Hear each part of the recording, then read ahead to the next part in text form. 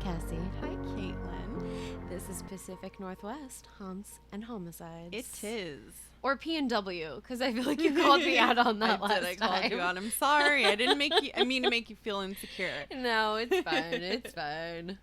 I feel like probably the people that are listening understand it's Pacific Northwest at this point. I hope so. Yeah. Maybe they don't. When people ask me what PNW stands for, I'm like, they must live on the East Coast. Yeah. Listen to the podcast. Listen to the pod. All right. So, before I get started, Yes. I'm told you have a story. I do. I have a little story for all the creepy people out there. And I kind of just wanted to lighten your heart a little bit before Caitlin destroys it. Because she will. It's what I'm going to do today. So I have a nice little funny lighten the mood story for you. Perfect. So I'm wondering if we shouldn't have saved it for after. I know. Well, I want to get my giggles out Yeah. before the case starts. That's true. That's a good idea. Yeah. So I was getting waxed the other day, and I'm not going to tell you where. You don't need to know where. But I was getting waxed, and waxing is like super fucking painful. It So is. if your waxer's really good, like mine is, they'll talk to you the whole time. They'll just like keep talking to you to try to keep your mind off of things. Mm-hmm. So guess what my waxer asks me about? Oh, Do you God. like true crime? Are you into like true crime documentaries and Shut stuff? up. Yeah. And so I'm sitting there just getting As my a matter of skin fact. ripped off. Not really. She doesn't rip your skin off. But yeah. And so we started talking about true crime and stuff. And like the next waxing appointment, we talked about like paranormal shit. It's so cool. And That I is just thought cool. it was really funny. But also she asked me who like my favorite serial killer is. Because, you know, if you're into true crime, you have like a favorite story of yours. It's not meaning that you like what this Yeah. person did. You don't like the person. You find the story Interesting. fascinating. Yeah. And I freaking panicked because I was in pain, and I was like, the Night Stalker, which no, I fucking hate Richard Yeah. Ramirez. Ew, I don't find him he's interesting. disgusting. I don't like him. My real I just don't favorite find is his Jack the story Ripper. Interesting. No, Jack the Ripper is just my favorite story. It's old timey. yeah, I love it. It It's not fits Pacific your- Northwest, Yeah, unfortunately. it fits your background horror Yeah. persona. So I was like really bummed that I like, you know, said the wrong thing, but whatever. You can't think when you're in pain. It's Well, hard. Okay, I just want Cassie's waxer to know this is us issuing an official correction. Yes. Yes. And I did tell her that. I was like, I panicked and said the wrong thing. I didn't mean it. But she's like, no, I totally get it. Also, Yeah. her name is Lindsay. She's from Urban Wax in Tannisbourne. I asked her if I could shout her out because she's amazing. She does a great Love job. it. And she's fucking funny. And she will just find what your interest is and just talk about it the whole time. It's great. Yeah. Yeah, I love it. So. You need that. Go see her, but don't take up all Yeah. of her appointments because I still need to go. Love it. Love it. So that was my story. I love it. Oh my gosh, that's hilarious. You just like caved under the I know. slightest torture measures. Did you hit a high note like that? Yes, I did. I believe that. What's that movie, 40-Year-Old Virgin, when Yes. he gets waxed? Holy Clarkson! Yeah. Oh, man. Yep, that's exactly what it was Oh like. my gosh. I haven't thought about that movie in a while. Guess you know what I'll be doing later. That's a good one. Yeah. I think it might be on Netflix. I don't know. It used to be. I don't know. Don't quote me. I'll on that. report back. Okay, so Cassie, did you watch Mindhunters? I did. Okay, good. I 'cause did it, Literally guys. in my notes it says hopefully Cassie has actually watched by now, or she's in for some serious spoilers. I did it. And I'm pissed because there's no third season yet. So thanks. There are talks about a third season. Yeah. We'll but see. that's We'll talks. see. It's going to be like next year. Yeah. I know. I really liked it. So I It's hope really, they it's bring it really back. good. Yeah, I love it. So, do you remember the Criminal Personality Research Project? Yeah. Yeah. She's like, it's real fresh in my mind. Funny you should say that. I'm going to get into a little bit about that, but ahead of that, we recently took a poll. We asked everybody on the social meds if they're interested in having a tarot reading as part of each of the true crime cases, and it was a resounding yes. Yeah, all of you The creepy yeses people had it. said, yes, we want the tarot reading. Yeah. They So were we're doing like, it. give us more creep all day, every day. So here we are. So I am going to start thinking about my case, and Do you want me to shuffle? I was just going to ask you, do you feel up to the task? Yeah, I can let's do get it. it. That will mean you'll have to like read the interpretations and stuff too. Like, Oh, you're oh, about to no. get real fancy with this tarot. I'm going to be a witch, too. Okay, hold on. I have to burp. Cassie is convinced I'm a witch. She is. I didn't do it into the mic this time, you guys. Okay. We'll edit the burp out. We won't. We like the burps. Shows we're human. I mean, burps are a part of life. We are regular human girls. Well, women. I shouldn't say / girls. witches. Jesus. Just regular human witches. It's fine. Okay. Ooh, these are big. Yeah. I used to love shuffling, like, in high school. I You're would just, good like, at take it. a deck of cards and just shuffle them. Yeah, there's something kind of mesmerizing and Mhm. relaxing about it, I think. It's like a fidget spinner almost. So I also think it's important to note that it's about 1,000 degrees today. So I have turned down as many of the lights in the room as I can, and I'm just burning some candles because I'm really trying to channel a creepy vibe. Yes, I'm feeling it. Yeah. spooky. Also, it smells amazing in here. It smells so good in here. Okay. I think we shuffled. right. Now what do? You cut it, right? I'm gonna cut it. Yep. She's cutting that bitch. Ooh, she's like double-handing cutting this. Oh. We should do a video of these Miss one Cassie. day. I know. I think we will. I don't know. I am interested to see if people would be interested in, for like Patreon listeners, in seeing the video of the tarot reading. I think they would. Let us know. Yeah. I'd have to sit up straight. We'd have to like put makeup on and shit.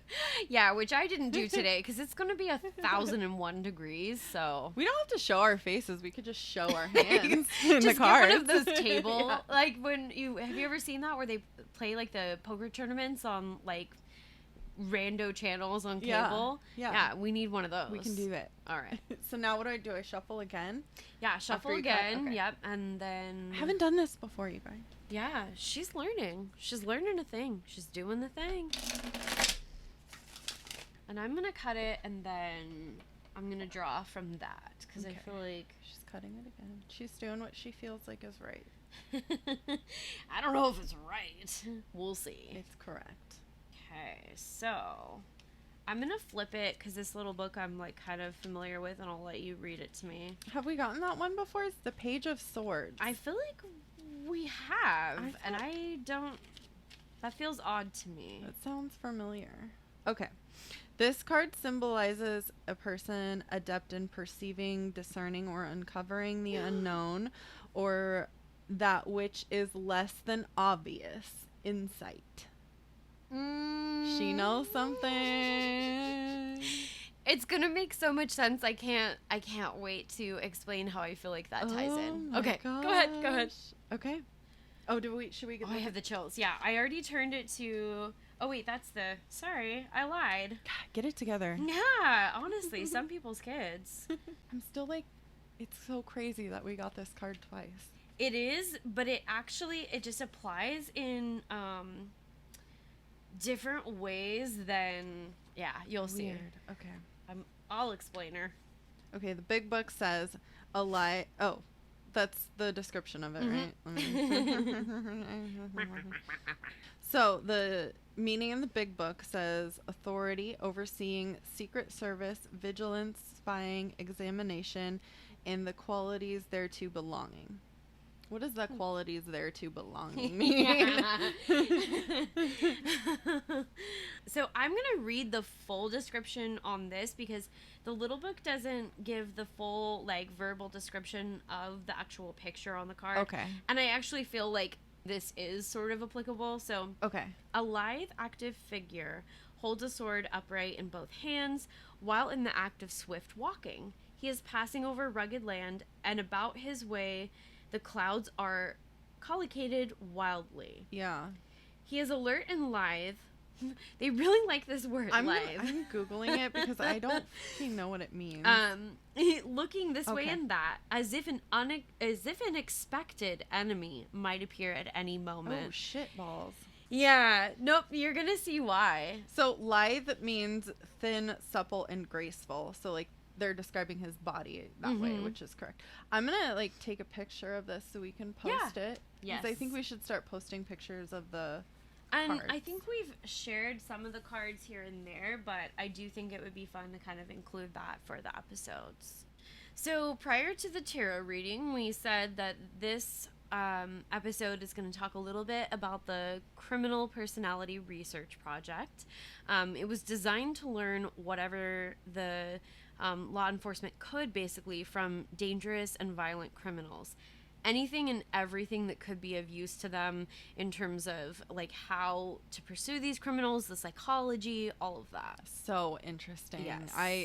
In like high school and the 1 year of college I went to, I wanted to be a criminal psychologist. Really? Yeah. Which I think it'd be so interesting, but I think that it would stress me out to do it at that professional capacity. For sure.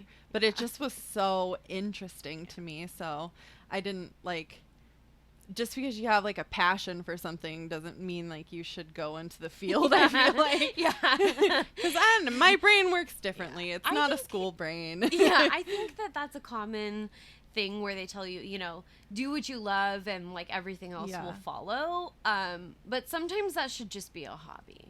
So we're doing a podcast. So this name will probably sound really familiar to a lot of you. Robert Ressler was one of the men spearheading this program in the 1970s. Hello, Mindhunter. So Kilburn McCoy was a police officer that asked Robert Ressler to review a case he had worked on just to see if they would interview this particular criminal for the Criminal Personality Research Project. So Robert Ressler, he's the author of, and I just read this book and it was a part of my case research. It's called Whoever Fights Monsters. So he did actually go out and interview this person. So here's what I've gathered about this super dark case from a number of resources. Obviously, I've just told you one of them. This case is about Duane Samples. Duane. So Whoever Fights Monsters, I highly recommend if you're interested in going way, way, way down this deep, dark rabbit hole. I've tried to include what's really critical to the story, and I'll get into a little bit towards the end, but there's a lot in this case in particular, and I kind of want to preface that this is going to be a case in particular where, contrary to like what we did with the Doodler, where we really tried to focus on the victims and highlight them, I think it's important in this case, and we'll get into it and I'll explain a little bit why, but I think it's really important that we focus on some of the interesting aspects related to this criminal, but because I think, unfortunately, the victims in this case, I would like to give them the space that I didn't dig too deep into trying to find anything about these people after this occurred. I think we should leave them alone. That's just in brief. Leave them alone. Yeah, leave Brittany alone. No. Brittany. Yes, she's on our minds these days. She is. Yep. That fabulous bitch. I'm so proud of her. Yeah. She did something really hard. Yeah, and absolutely. I'm just going to digress real quick. I know we're like in a heavy case, so I'm going to make this super brief. So I read her whole entire transcript of her speech. I haven't had time to yet. It's really, so it's hard to read. It's really rambling. It doesn't make sense sometimes, but I think the overall feeling of what she's trying to say is coming through. And I wanted to say, like, don't read that and think that she's crazy because it doesn't make sense. Not it's rambling. All. She has been victimized. Been through so much. Yeah. She's under so much pressure. She's in front of the whole world saying these things, and that's fucking hard. So give her a break. Okay. Anyway. Yeah. So, and like I said, we're really, in this case, we're going to focus more on the killer than I normally probably would like to. We normally want to give you some background on the perpetrator in our episodes, like kind of just as it relates to the case. But I really wanted to kind of start off by saying, again, that we by no means want to glorify the killer and allow them to overshadow the victims. I do feel like there are some cases, though, that delving into the psychology, especially when there's someone that was, talked to by the CPR project, can not only be really scary, but it's also really informative. And like I said, I just don't want to, I want to leave the people alone that unfortunately had to live through this. Yeah, I'm sure they appreciate that too. Yeah. So again, today we're going to be talking about Duane Samples. It's important to note that while Samples agreed to meet and talk with Ressler after his crimes and eventual incarceration, he never did consent to the full in-depth questionnaire that would have been of the most benefit to the program. Of course not. Well, you'll see why. I'm going to talk a little bit about Duane's background. I think he fancies himself as a very smart, he's very crafty. He fancied himself actually getting a PhD and working for the FBI. Oh, wow. Yeah. But Ressler shut that idea right down. Yeah. He was like, yeah, pretty sure we don't hire criminals. No, thanks. Hard pass. So it's important to know that, Ressler didn't take notes or record the encounter. Since Samples did not fully agree to be a part of the program, but he was able to assess through his encounter and other case materials that Samples was a classic, sadistic, sexual psychopath. Sounds fun. Yeah. Yeah. No. Total blast. Yeah. Party animal. So I'm being sarcastic. What's interesting about that, though, is that Samples apparently refused to be labeled as such. Which is like, you don't get to choose. I'm the psychologist. Yeah. You don't know. Yeah. So certainly few people are qualified to make such assertions or, diagnoses, but I'm inclined to agree with someone who I would consider to be an expert on the topic. Yeah. So, and not to say that, Robert Ressler isn't like a clinical psychologist, but aside from spearheading the CPR program, he was a well-known FBI agent who dealt with a number of violent offenders through his career. So I do think that he is somewhat uniquely qualified to speak on the topic. He might know a little bit about it. Yeah. So Duane Samples was many things. He was a graduate of Stanford University, where he majored in psychology. Wow, okay. So that's where I think we're talking about, like, in the tarot reading. I think what's interesting about that is, the reading in the big book said authority, overseeing, secret service, vigilance, spying, examination, and the qualities there to belonging. And so somebody who's literally an Ivy League graduate in psychology, I think that there's a lot going on in his brain. Obviously, we're going to get into it, but I thought that really tied in kind of nicely with it's interesting how he thinks he can identify himself as, I'm this or I'm that, or I'm not this, I'm not that. Yeah. So, and in the little book, it said this card symbolizes a person adept at perceiving, discerning, and uncovering the unknown, or that which is less than obvious, insight. Wow. So I definitely think that while Duane was a lot of things, and most of them are not great, in my view, I think that's where I saw a tie-in right away. He was also a veteran, and I believe ultimately a monster. He's one of the few Ivy League graduates that went on to be better known for his violent exploits than his academic achievements. So I think that's really interesting. I mean, you definitely have in cases like Ted Bundy where, he was going through law school. He really wasn't all that accomplished in terms of academics either. And he wasn't by any means like an Ivy League, graduate or even attendee. But it is interesting when you start to see some of these, cases where they think that they can and we'll get into it, but they very clearly think that they can outsmart law enforcement. They think that they, can label themselves. Here, I'm going to tell you how it is. Yeah. No, I don't want to be a part of the program. We can talk, but I'm not interested. I can do it. Yeah. So, Duane was convicted of killing one woman and attempting a second in Silverton, Oregon in 1975. The two women were friends, and they were both socially acquainted with Duane. Yeah. Did it happen at the same time? It did, yeah. So both of them were okay. attacked in the same night. So I'm going to get into kind of the story here. I don't normally do a lot of like trigger warning or alert because I think you know what you're here for. Yeah, true crime. But unfortunately there is a piece of this case that I do feel like is a little bit graphic. If you're not interested in hearing about a little bit that might be difficult to hear, it's a little bit gory, I think now might be a good time to sort of tune out for a couple of minutes or maybe skip this episode.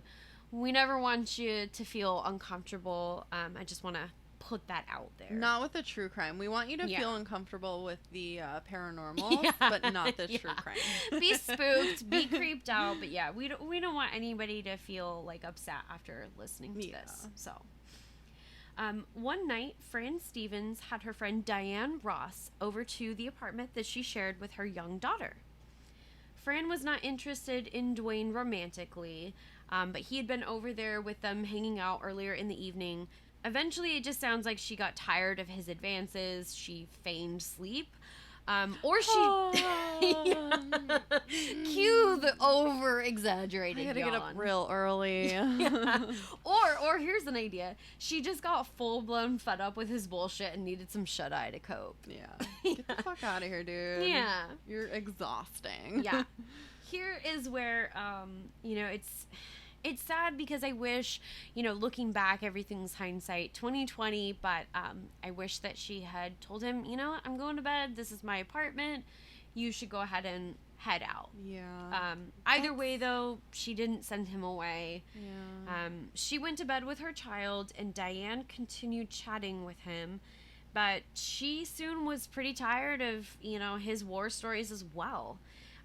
So Duane did actually leave, but unfortunately he is to return later to attack Diane. Oh, was the kid was in the house? Yes, unfortunately, Fran's child was in the home the time that this occurred, so. Oh, God. This is deep breath. Take another sip of wine if you got it. That's good. Needed that. Okay. So break my heart. We're talking about Diane. This is the friend of the woman who it was her apartment, Fran. She woke up with the strange sensation of warm liquid on her throat, chest, and basically coming from her navel. Oh my God. It was her blood? It was. Okay. So here's where it's a really interesting part of the story, but this is really hard to hear. So it was later revealed that upward of 2 feet of her intestines were falling out of her brutalized abdomen. Oh my God. I know. Can you imagine this poor, poor woman? So she literally, while her internal organs are literally falling out of the wounds that he's created on her body, she stumbles to a neighbor's house nearby for help.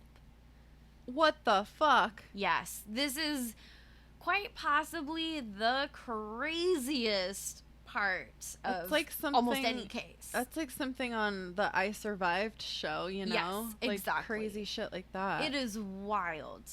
And this poor woman, what she went through, I can't even fathom. Oh my God. I can't even fathom.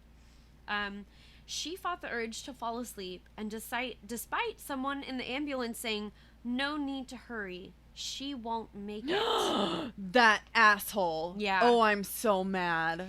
She was still conscious. She's still with it enough to hear that this person is basically saying that she is going to die. I hope that fucker got fired. Yeah, I do too. That is not cool. What a dick. Yeah. Oh my God. So whoever was really in charge did hurry, and she was saved. This literally is a very real possible episode of I Survived. It is man. This poor woman. Thank goodness for that person driving fast. Like, fuck you, dude. We do whatever we can. Of course. Have you even watched Grey's Anatomy? You go on them until you can't anymore. Yes.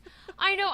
This breaks my heart because literally she was gonna fight until her last breath. She has her own organs falling out of her body and she is trying to get help, and then she has the horrible experience of this ambulance driver saying, oh, we don't have to hurry.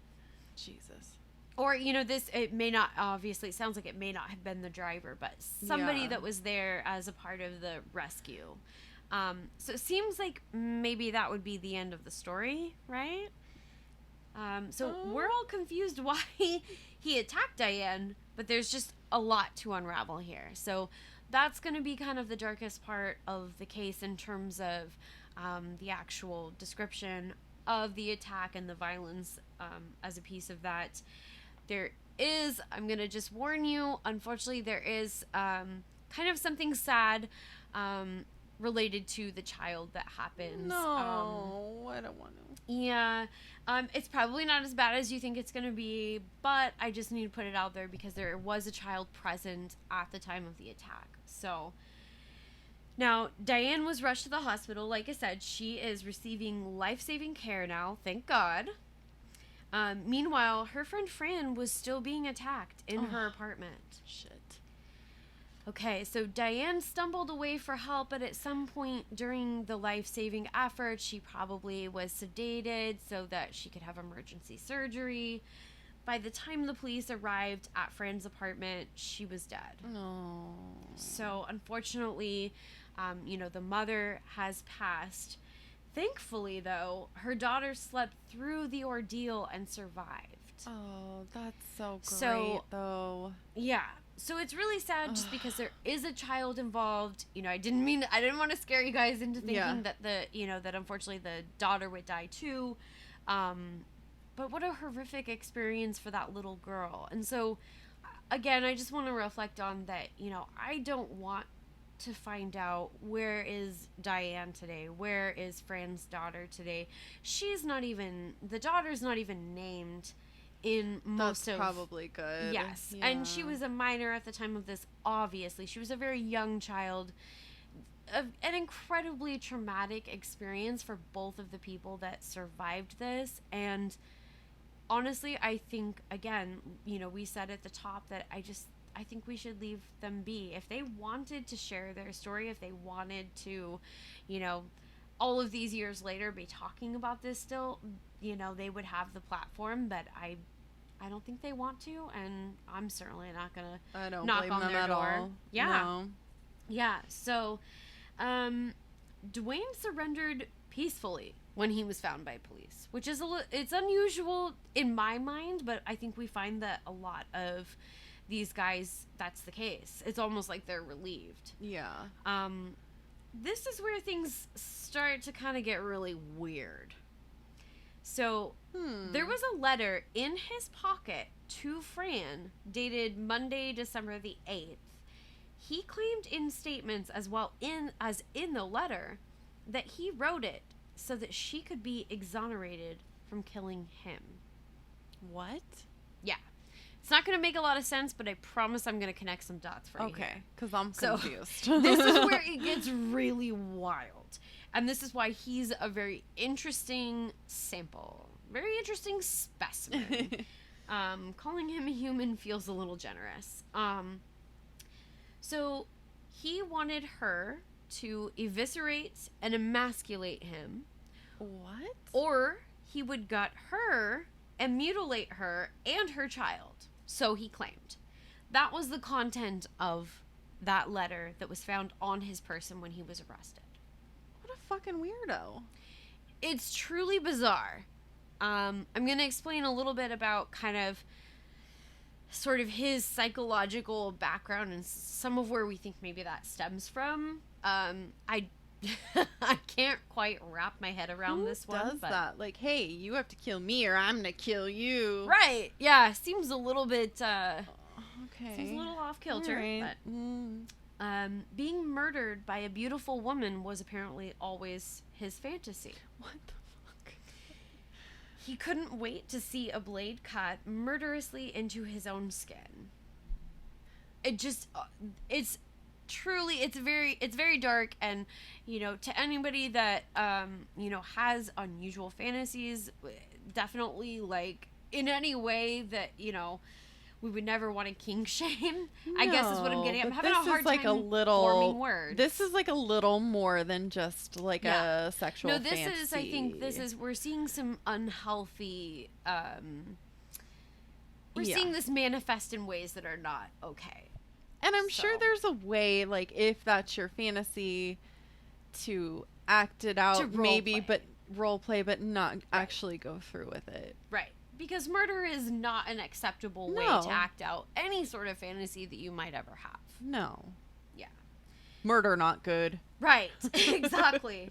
So I think part of what's really interesting about this case is knowing all of that, and that literally in the letter, he is threatening that he will kill not just Fran, but also her daughter.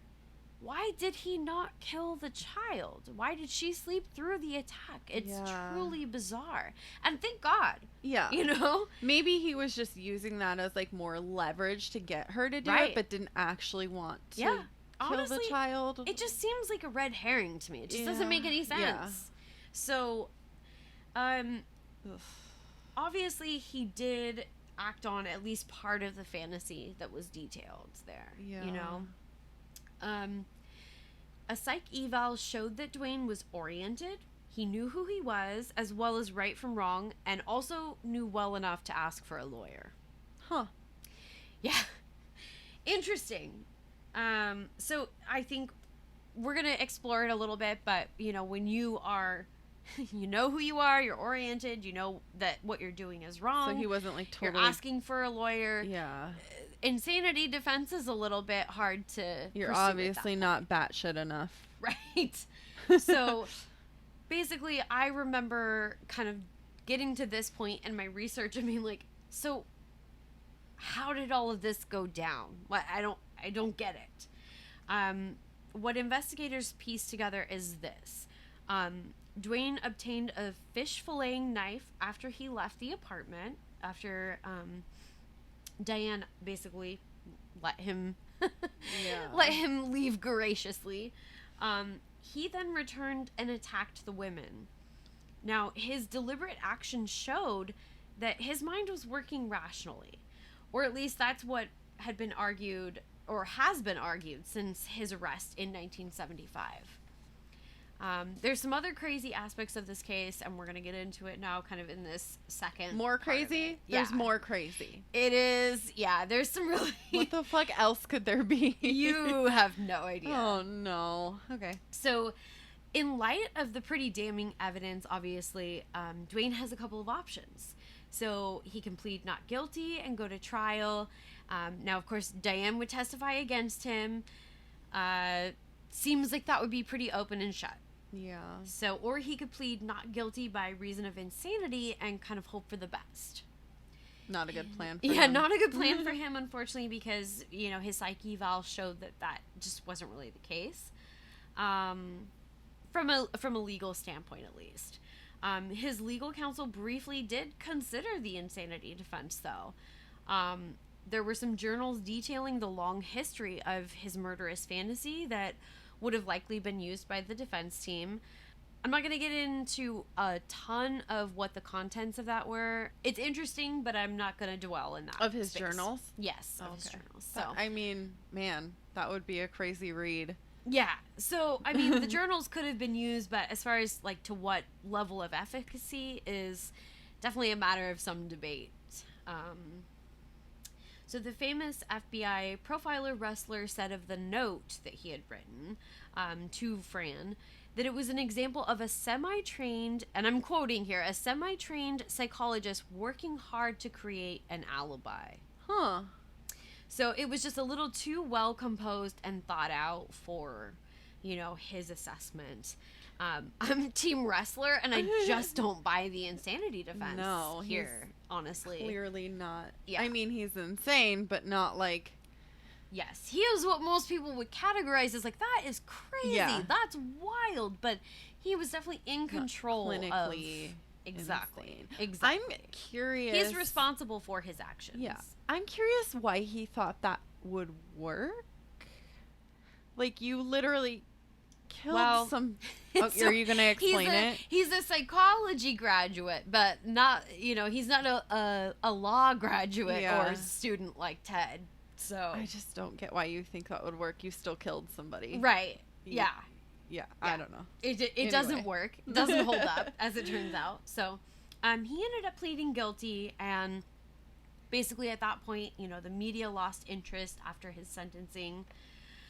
It was probably a pretty good move to plead guilty, but I never like honestly saying anything good about, like, literally nothing even remotely positive to say about guys like this.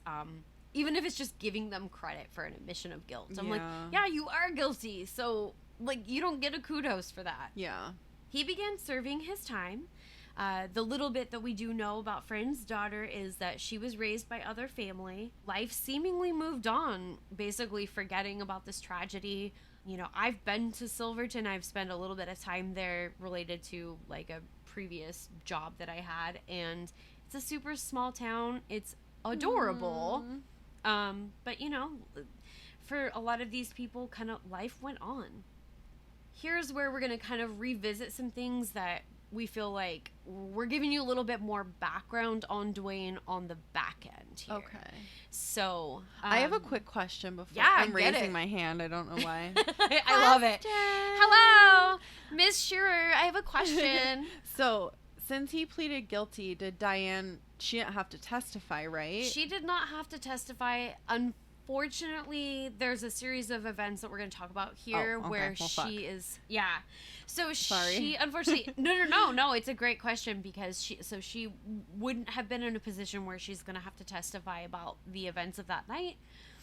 Some things are going to unfold where she unfortunately does have to kind of be put back in the public eye. That's what I was wondering about, like, yes. Okay. So we are going to get to it. Okay. It's a good question. No, it's totally valid. So, the prosecuting team later admitted that because of his guilty plea, they just really hadn't looked into his background extensively. Okay. So interesting. Yeah. And here I am to give you a little bit more of an extensive look into his background. So, I mean, it just feels pretty bonkers to me. Like, literal bonks that... Like, we're just kind of like, that's it, you know. Not important. Guilty. Yeah, not important. We don't need to know. That's fine. Well, it turns out it was pretty, some pretty interesting stuff, even if it wasn't necessarily important to the case after he pleaded guilty. So, it was discovered through some additional research that when Samples was young, he had slept in between his mother and pregnant aunt. Okay. So the three of them slept in bed together. Okay. Which feels a little bit odd to me, but I'm not here to judge. I mean, that may have been the right thing to do for their family. Maybe they just didn't have the bed space. Just seems a little crowded to me. Yeah, a little crowded, but... During this time, though, there was a pretty awful event one night. The aunt suffered a miscarriage and hemorrhaged in the shared bed. Oh, holy fuck. Yes. So it sounds like is a pretty formative experience for Duane. It's obviously a tragedy for, you know, the aunt and, you know, a really, like, kind of horrific experience to be witness to as a child. Yeah, for sure. So it's tragic for her. It's speculated this could have been the birth of his violent sexual fantasies, though. Man. I mean, yeah. It's interesting. Did it say what age? Just curious. I wasn't able to determine an exact age. I'm not even sure that he remembers exactly how old he was at that point either. I'm sure we could comb some records and figure it out. Honestly, I'm like, yeah, okay, that's horrific, but also you killed a person, and so we can feel bad for the child. We can understand how these things are traumatic, but that doesn't make it okay. Yeah. Well, like Cassie said, very eloquent, very brief. Murder bad. Murder is bad. Yeah, murder Did bad. I even say is? I don't even know. Murder bad. You were having like a Groot moment. Groot. I am Groot. I frequently have those moments. Yeah, I mean, it's understandable, I would say. So, as Duane continued to develop Good Lord. As Duane continued to develop in childhood, other bizarre fantasies were described, such as the time that he saw an ant on his stomach that he desired, apparently, to have it burrow into his flesh. Ew, like, no. Pretty horrifying. You know how I feel about insects of any kind in the first place. Yeah. That literally gave me just like full body chills when I was reading it for the first time. Oh my gosh. Yeah, Caitlin had to kill like a teeny tiny spider right before this, and I wish I was fucking recording because it was so funny. You're like, it's fine. I'll just record you having a full-scale panic attack as you kill like the world's smallest spider. Would have made for a great blooper. Oh, yeah. I know. We should just record ourselves all the time because I know. Honestly, the things that happen in my life, blooper reel for sure. My life is just a blooper reel. Yeah, it really is. It really is. So, Duane enjoyed pricking himself while in the midst of these and other fantasies during his youth.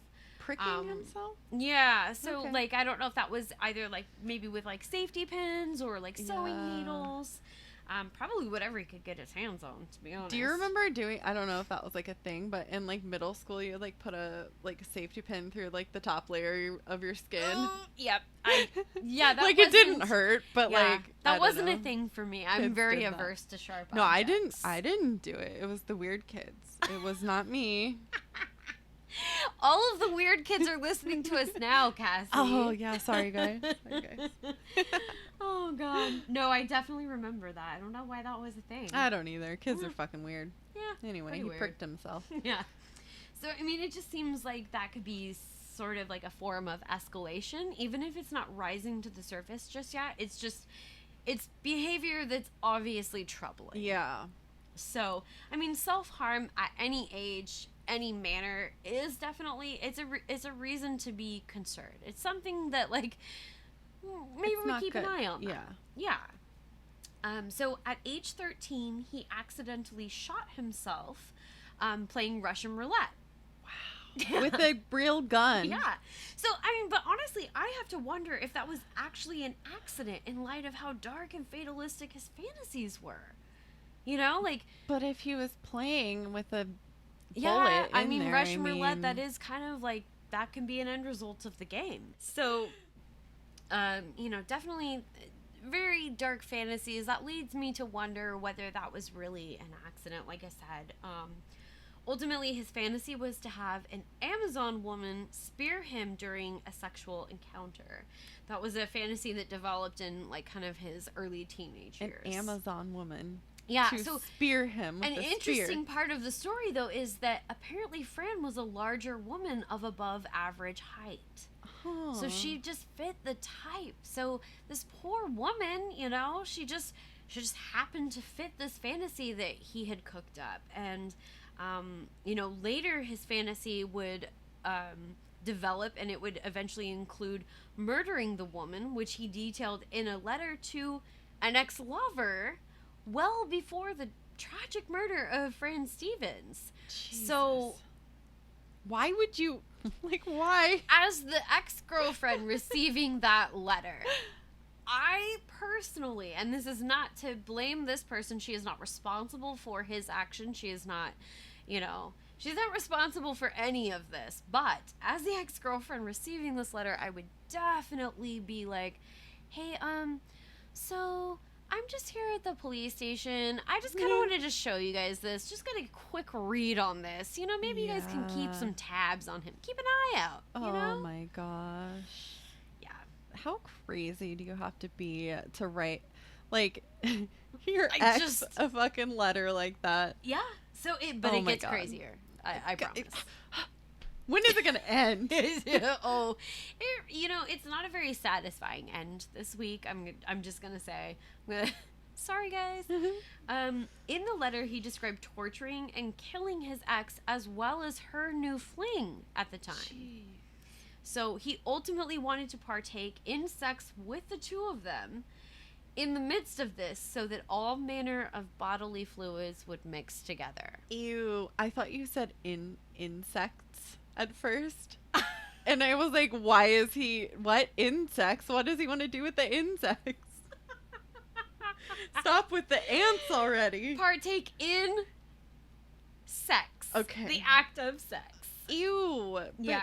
So I will spare the more in-depth description of the FBI profiler. Ressler went into some pretty painstaking details about that whole bodily fluid mixing thing. Thank you. Yeah. No, thank you. Hard out on that. So he planned to turn whatever weapon he used on himself. So basically he was like, I'm going to kill you guys, we're going to be having sex, and then I'm going to also kill myself. So this is about as dark as it gets. It's, I can't personally relate. I don't have a violent streak in my fantasies. Would hope not. Yeah, I just... Not like that. Yeah, it's rough. So it's important to note here that we're going to talk more about the fact that Duane was a Vietnam War vet. Yeah, I was curious about that in the beginning. So, I mean, I mentioned that he was a war vet. It's the 70s. You kind of, 2 + 2 = Vietnam. It's critical that, we recognize that we're not doing enough in terms of mental or physical health for our veterans. I think that's true back then especially, but still definitely today. Yeah. The reason this comes into play, though, is that this was in part what his defense, if they had actually gone to trial, would have been leaning on for an insanity defense. And this is where a lot of people, you'll see. He came home from Vietnam and realized the country he fought for was just very different than when he had left. He became disillusioned. He was unemployed often. He was homeless sometimes and had problems with drugs and alcohol. This is a very typical story, unfortunately. It's really sad, It's fucked up. Again, this is a situation where we can be doing a lot better to take care of these people. Yeah. It's super not okay. So while this is very sad, it obviously doesn't excuse his eventual actions. His case was a really complex one in the sense that there's just a lot of layers, but it's very cut and dry in terms of he commit this crime.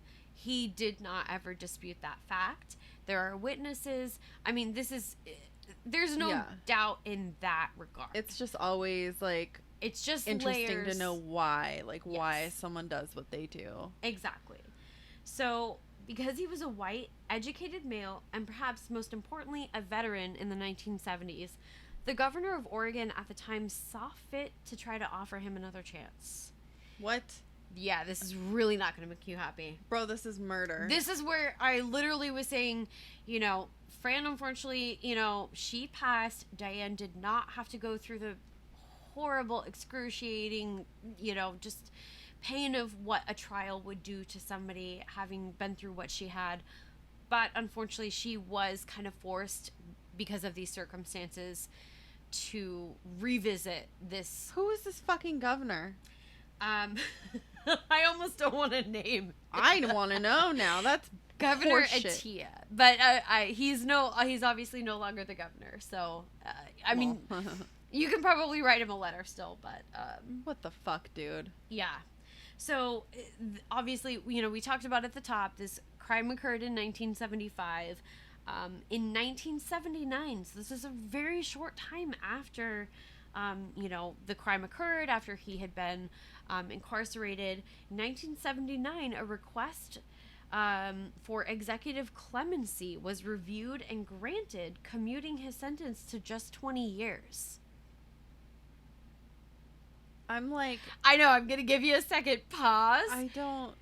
Do the quadruple blink. Take a deep breath. I'm thinking of the gif right now of the guy, like... Well, What? The blinking eyes guy. Yeah. So the governor later rescinded after outcry from the public, as well as his surviving victim, Diane Ross.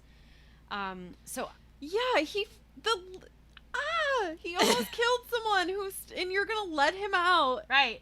to be in society with her. He brutally killed one woman in her bed next to her sleeping child after attacking her friend. And, I mean, really, in a just a horribly brutal way. And the fact that she survived is incredible. I cannot even imagine having that guy loose, like how terrified you would feel every second of the day. Every single day. Well, it's important that you remember that, because what I'm about to tell you.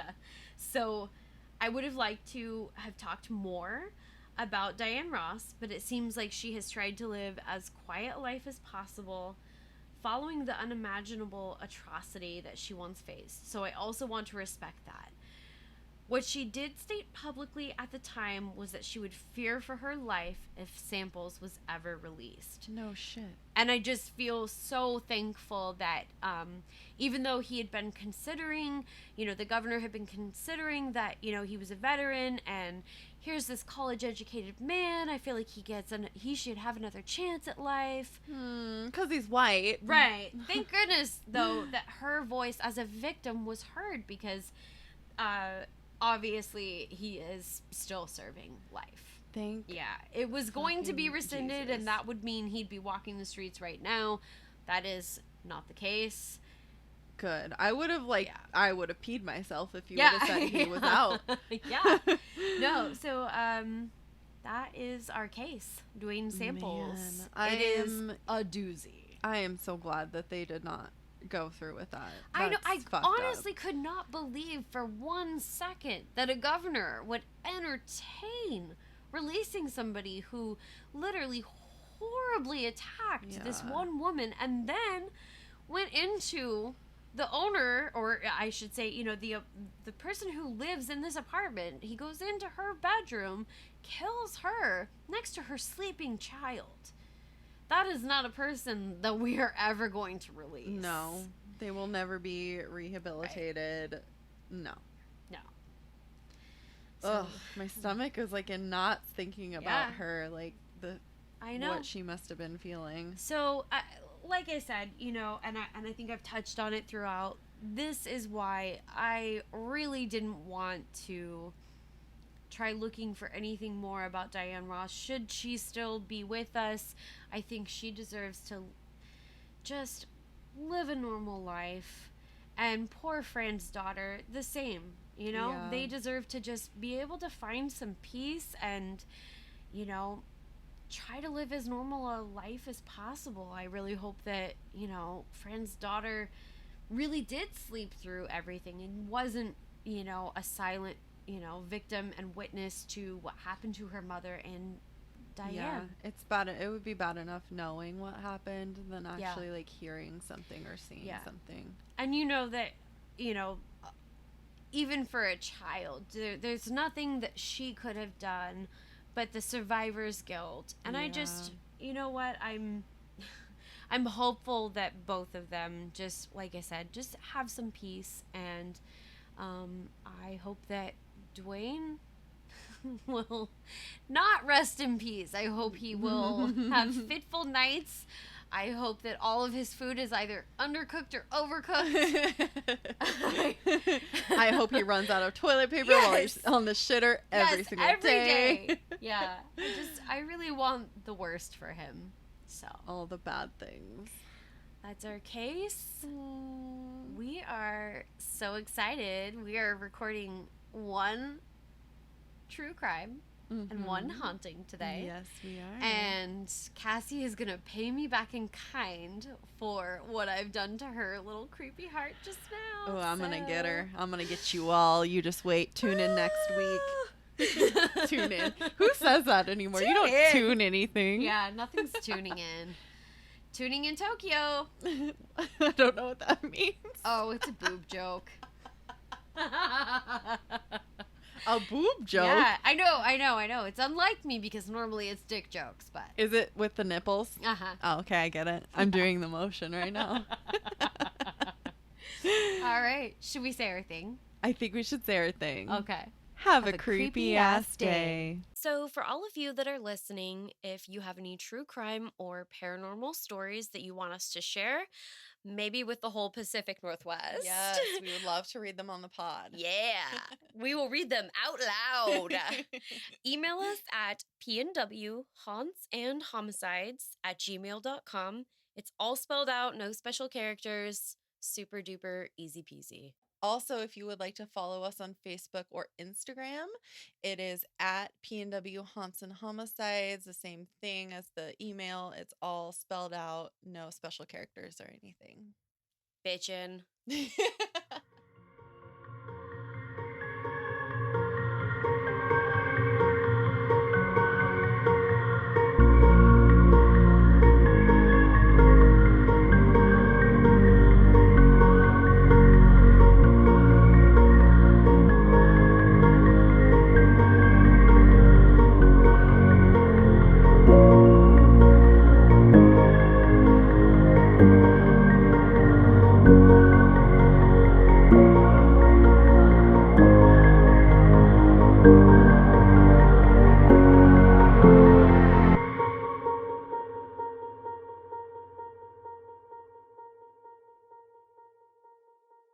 I gotta start carrying my weight, you know?